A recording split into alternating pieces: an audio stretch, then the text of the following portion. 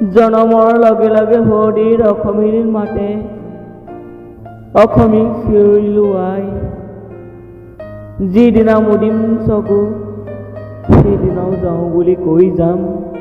অসমীক দুই ওঠ কপাই সৰগত কেতিয়াবা থাকোঁতে সুখত হ'ল স্মৃতি নালোক পুৰত মৰ্দত কোনোবাই সুঁৱৰিলে নাম মোৰ অসমৰ সুৱদীয়া ভাষাৰ সুৰত।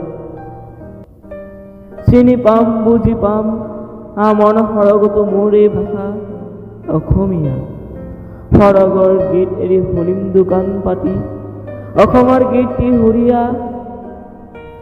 মৰাৰ পিছতো যদি আহোঁ পুনৰ কেতিয়াবা আহিম ইয়ালৈ ঘূৰি স্মৃতি ইতিহাস লৈ অসমেৰে অসমীয়া হৈ।